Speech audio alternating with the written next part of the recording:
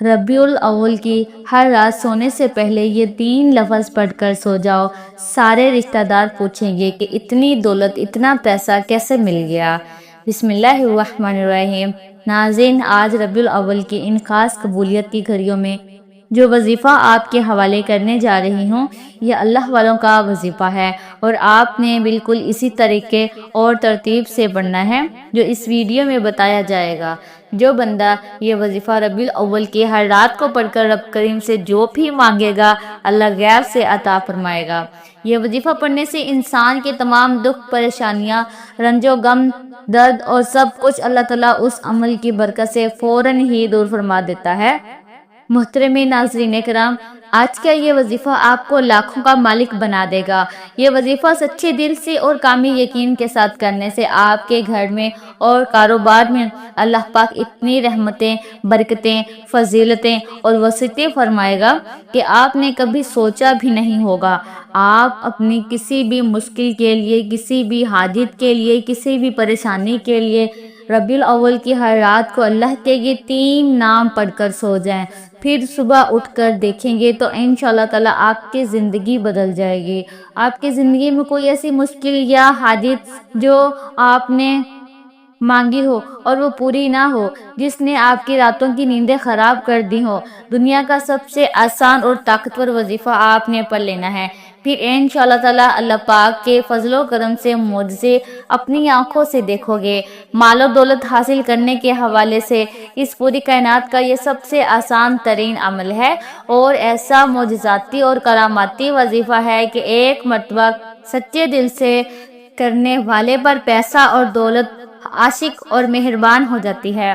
میرے وہ بھائی دوست جنہوں نے دولت کے حصول کی خاطر ہر جگہ در در کی ٹھوکریں کھائی ہیں، لیکن پھر بھی دولت نہ ملی، مگر بدلے میں بہت ذلت اور رسوائی برداشت کرنی پڑی اور حاصل بھی کچھ نہ ہوا، جو کہتے ہیں کہ ہم محنت تو بہت کرتے ہیں لیکن کوئی صلہ نہیں ملتا، تو وہ میرے بہن بھائی صرف اور صرف اللہ پاک کی عبادت کریں اور اسی سے مانگیں۔ لیکن اللہ پاک سے مانگنے کے لیے کچھ طریقے اور کچھ اصول و ضوابط ہوتے ہیں۔ اگر آپ صحیح طریقے سے دعا مانگیں گے تو آپ کی دعا لازمی قبول ہوگی، ورنہ دعا آسمان اور زمین کے درمیان ہی لٹکی رہتی ہے۔ حضرت عمر بن خطاب رضی اللہ عنہ فرماتے ہیں کہ دعا اس وقت تک آسمان اور زمین کے درمیان معلق رہتی ہے جب تک کہ تم اپنے نبی پر درود نہ بھیجو۔ مطلب یہ ہے کہ دعا کی قبولیت درود پاک پر موقف ہے، کیونکہ درود خود مقبول ترین عبادت ہے، اس لیے درود پاک کے وسیلے سے دعا بھی قبول ہو جاتی ہے۔ ناظرین، آپ لوگ بھی کمنٹ باکس میں ایک بار ایک پیارا اور مختصر سا درود صلی اللہ علیہ وآلہ وسلم ضرور لکھ دیجئے، تاکہ آپ کے رزق میں بھی خیر و برکت اور دوسروں کو بھی ترغیب ہو، اور اس کی وجہ سے مجھے اور آپ کو بھی ثواب ملے۔ حضرت شیخ ابو سلیمان رحمۃ اللہ علیہ فرماتے ہیں کہ جب تم اللہ کے سامنے اپنی کسی حاجت کی تکمیل کے لیے دست دعا دراز کرو تو ابتدا اللہ پاک کی حمد و ثنا کے بعد رسول اللہ علیہ الصلوۃ والسلام پر درود سلام بھیجنے سے کرو۔ اس کے بعد تم جو کچھ بھی چاہتے ہو اس کے لیے دعا مانگو، اور دعا کو درود پاک پر ہی ختم کرو، کیونکہ اللہ تعالیٰ اپنے فضل و کرم سے درود کو قبول فرماتے ہیں، اس سے رزق بڑھتا ہے۔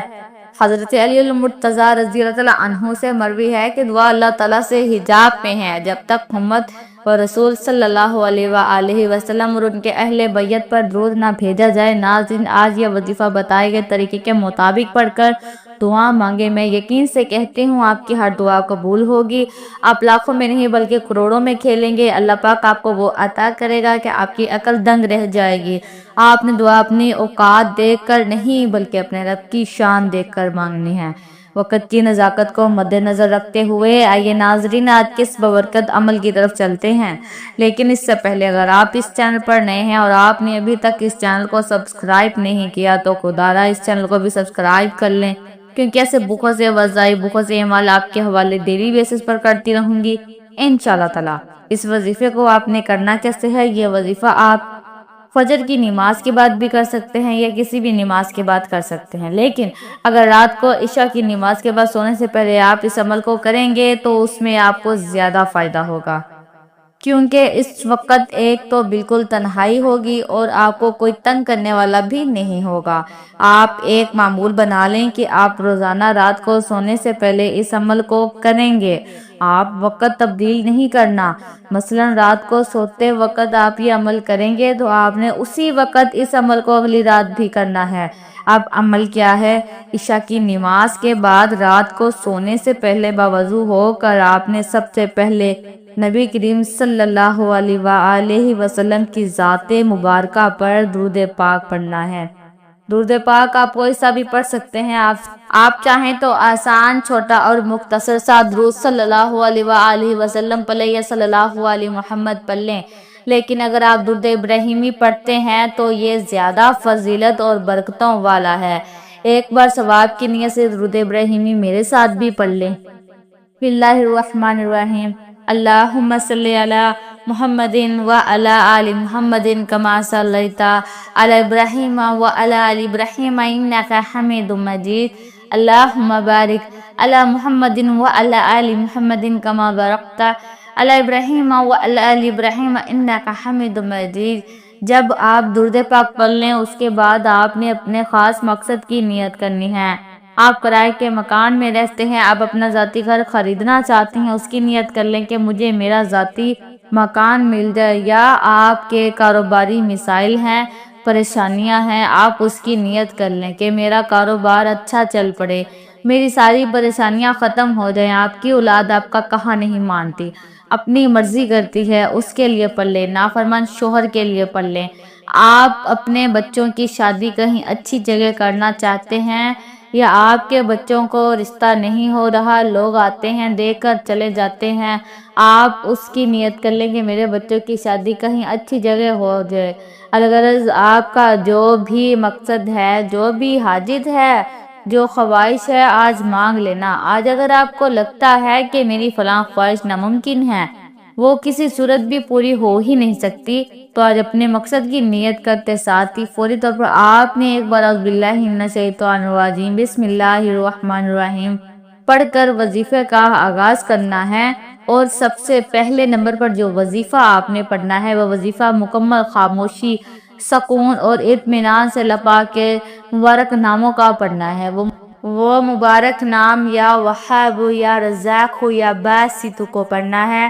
آپ یا وہاب یا رزاق یا باسط کو ملا کر پڑھیں گے تو یہ ایک شمار ہوگا۔ آپ نے مکمل سکون کے ساتھ، دھیان کے ساتھ پڑھنا ہے۔ میں اور آپ سارا دن گناہ کرتے ہیں، اللہ تعالیٰ کی نافرمانیاں کرتے ہیں۔ جو کافر ہیں اللہ تعالیٰ تو ان کو بھی رزق اور دولت عطا کرتا ہے، کیونکہ وہی تو دینے والی ذات ہے، وہی وحدہ لا شریک ہے، وہ بے نیاز ذات ہے، تو اس کی ذات سے آپ جب مانگیں گے تو وہ کیسے عطا نہیں کرے گا۔ آج آپ نے اللہ تعالیٰ کے یہ مبارک نام پڑھ کر اللہ سے مانگنا ہے۔ آپ نے یہ نام کیسے پڑھنے ہیں اور کتنی بار پڑھنا ہے، توجہ کیجئے گا۔ یا وہاب یا رزاق یا باسط ایک بار ہو گیا، یا وہاب یا رزاق یا باسط دو بار ہو گیا، یا وہاب یا رزاق یا باسط تین بار ہو گیا۔ اس طرح سے آپ یا وہاب یا رزاق یا باسط کو اپنے دائیں ہاتھ کی انگلی پر پڑھ لیں یا تسبیح کے دانوں پر پڑھ لیں۔ آپ نے صرف 11 بار پڑھنا ہے۔ آج جو بندہ ربیع الاول کے مہینے میں مالا مال ہونا چاہتا ہے، محمد مصطفیٰ کے مہینے میں اللہ سے اپنی ہر بات کو منوانا چاہتا ہے، اپنے گھر کی تمام پریشانیوں کا سرے سے خاتمہ چاہتا ہے، تو وہ ربیع الاول کی ہر رات یہ وظیفہ پڑھ لے۔ ایسے معجزات ہوں گے، ایسی غیبی مدد آئے گی، آپ کو خود بھی سمجھ میں نہیں آئے گا کہ آپ کے ساتھ ہو کیا رہا ہے۔ جب آپ یا وہاب یا رزاق یا باسط کو 11 بار پڑھ لیں، اس کے بعد پھر دوسرے نمبر پر آپ نے کون سا وظیفہ پڑھنا ہے؟ دوسرے نمبر پر آپ نے قرآن پاک کی سب سے پہلی سورت پڑھنی ہے، بہت لاڈلی سورت ہے، آپ نے سورہ فاتحہ کو پڑھنا ہے۔ یہ سورت دولت کے حوالے سے بہت خاص ہے۔ اگر دیکھا جائے تو آج ہر دوسرا بندہ پریشانی میں مبتلا ہے، کوئی رزق کی وجہ سے پریشان ہے، کسی کی بیٹیاں جوان ہو رہی ہیں، وہ اپنی بچیوں کے نصیب سے ڈر رہا ہے کہ رشتے نہیں آ رہے۔ آپ کا جو مقصد ہے، جو حاجت ہے، اپنے رب کی بارگاہ میں ایک بار وظیفہ پڑھ کر تو دیکھو، رو کر تو دیکھو، اللہ پاک ضرور عطا فرمائے گا۔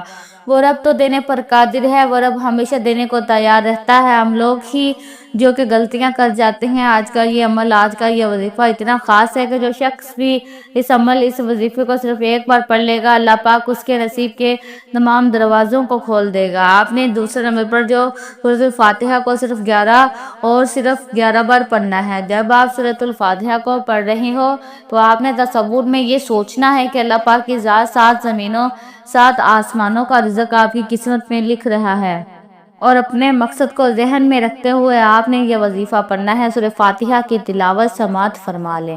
بسم اللہ الرحمن الرحیم، الحمدللہ رب العالمین، الرحمن الرحیم، مالک یوم الدین، ایاک نعبد و ایاک نستعین، اہدنا الصراط المستقیم، صراط الذین انعمت علیہم غیر المغضوب علیہم ولا الضالین، آمین۔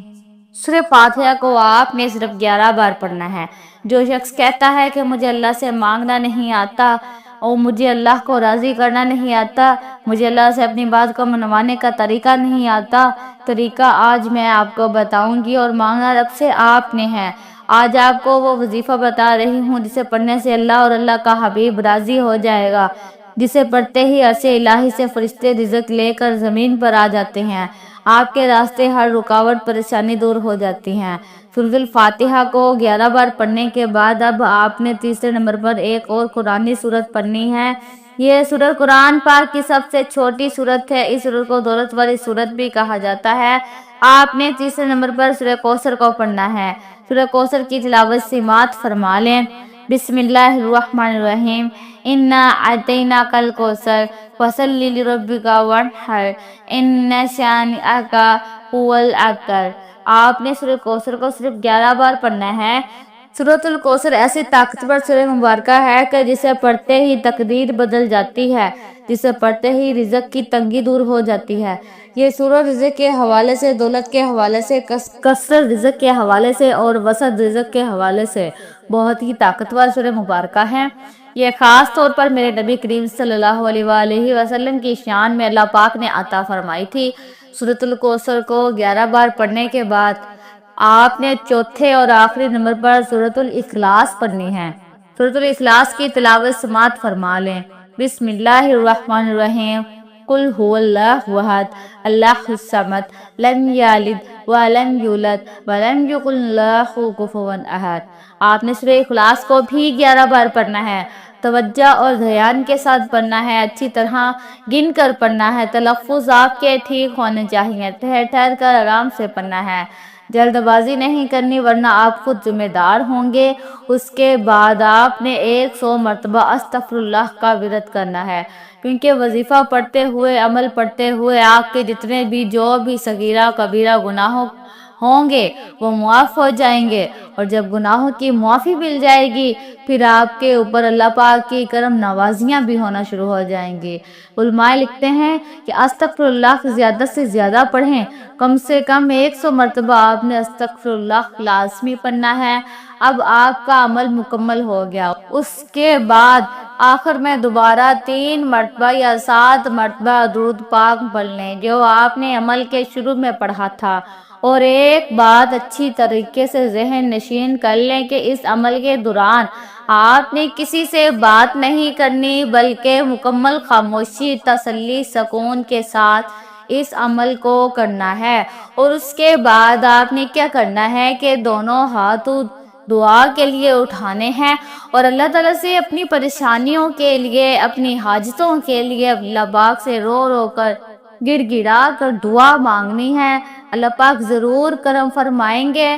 آج آپ کی ہر حاجت پوری ہونے والی ہے، بس خلوص نیت کے ساتھ اور پورے کامل یقین کے ساتھ اس وظیفے کو بتائے گئے طریقے کے مطابق کر لے، اللہ پاک بہتر نہیں بہترین سے نوازے گا انشاءاللہ تعالیٰ۔ دعا ہے کہ رب کریم میرا سنانا اور آپ کا سننا اپنی پاک بارگاہ الہی میں قبول و منظور فرمائے، آمین۔ اگر ویڈیو اچھی لگی ہو تو ویڈیو کو لائک کر دے اور اپنے رزق میں برکت، وسعت اور کشادگی کے لیے اللہ تعالیٰ کی 99 ناموں میں سے کوئی ایک نام کمنٹ میں ضرور لکھا کرے۔ کنجوسی مت کیا کرے پلیز، کیونکہ جب اللہ پاک سے مانگنے کی باری آتی ہے تو ہم کروڑوں نہیں اربوں مانگتے ہیں، اور جب اللہ پاک کا ایک نام لکھنا ہو تو سوچ میں پڑ جاتے ہیں۔ تو جب اللہ پاک نے ہی ہماری ہر مشکل دور فرمانی ہے، اور بے شک وہ دور فرماتا ہے، تو اللہ پاک سے محبت کے اظہار کے لیے ایک نام کمنٹ باکس میں لازمی لکھ دیا کریں۔ اللہ تعالی ہم سب کا حامی ناصر ہو، آمین۔ السلام علیکم ورحمۃ اللہ وبرکاتہ۔